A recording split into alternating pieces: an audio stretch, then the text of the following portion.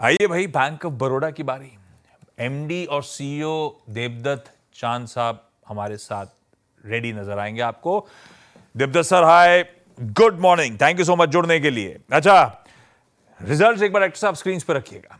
Operationally थे तो numbers कमजोर, एनआईएम्स कई सालों के लोस पर, स्लिपेजेस बढ़ रहे थे, तो काफी सारे इंटरनल्स में दिक्कतें थी और इसीलिए इस तरह का शार्प रिएक्शन कल के सेशन में देखने को मिला। लेकिन देवदत्त सर, क्या अच्छा इस क्वार्टर में एनआईआई जो डिक्लाइन हुआ साल दर साल, क्या कारण था इस तरह के प्रेशर का, और फिर इस पेन से किस हद तक आप FY26 में एक्सपेक्ट करो उभरोगे? आउटलुक कैसा नजर आ रहा है? मुझे बुलाने के लिए धन्यवाद। एंड नंबर्स का बात करें तो जो फुल ईयर का बात करें, बिकॉज ये Q4 है, FY25 ओवर 24 का बात करें तो नेट इंटरेस्ट इनकम का जो ग्रोथ है 2.1% है, ऑपरेटिंग प्रॉफिट का ग्रोथ 4.7% है, नेट प्रॉफिट का 10.1% है। इसमें जो नेट इंटरेस्ट इनकम का थोड़ा जो ग्रोथ अपना 2.1% देख रहे हैं, उसमें थोड़ा जो डिपॉजिट कॉस्ट का प्रेशर है, पहले भी हमने बोला था। उसी के लिए हमने मार्जिन गाइडेंस लास्ट टाइम दिसंबर में थोड़ा चेंज भी किया था। उसी के लिए जो एनआईए का ग्रोथ है वो थोड़ा म्यूटेड है, वो कम है। बट जो नॉन इंटरेस्ट इनकम है, बैंक उसमें फोकस किया है, उसमें वो ऑप्टिमाइज किया है, उसमें जो ग्रोथ है ऑलमोस्ट 15% है। उसके लिए ऑपरेटिंग प्रॉफिट का ग्रोथ भी 4.7 है, और नेट प्रॉफिट ऑब्वियसली हमारा एसेट क्वालिटी बहुत अच्छा है। उसके लिए हमने नेट प्रॉफिट में, बिकॉज प्रोविजनिंग रिक्वायरमेंट कम होता है, उसके लिए हमने नेट प्रॉफिट में 10.1% का ग्रोथ है।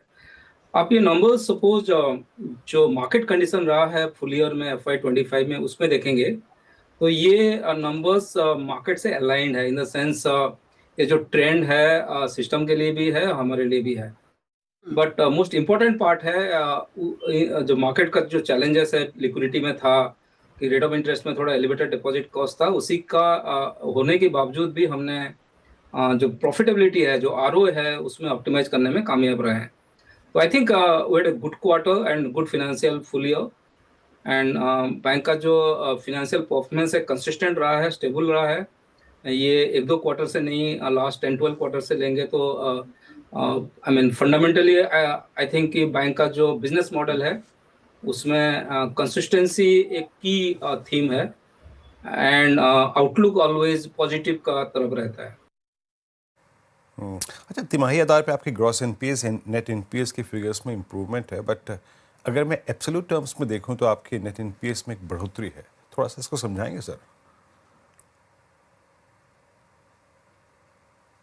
देखिए, ये डाइवर्जेंस नहीं है, अलाइंड है। मैंने दो तीन डेटा आपको देता हूँ ऑन द एसेट क्वालिटी। एक तो हमारा GNPA कंटिन्यूअसली डाउनवर्ड ट्रेंड है लास्ट 11-12 क्वार्टर्स में, और GNPA 2.26 13 ईयर्स से बेस्ट है।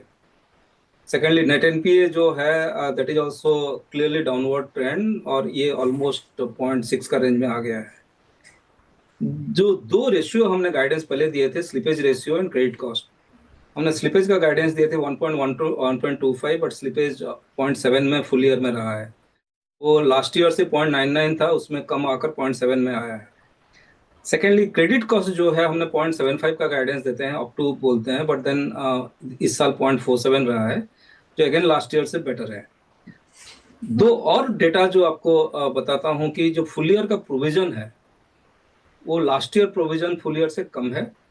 फुल ईयर का जो रिकवरी है लास्ट ईयर रिकवरी से बेटर है, और इस साल का बात करें तो जो रिकवरी स्लिपेज से ज्यादा है। मेरा एंड और एक डेटा पॉइंट जो दिया हुआ है, जो the collection efficiency last year 98 था, इस पर 98.6 है।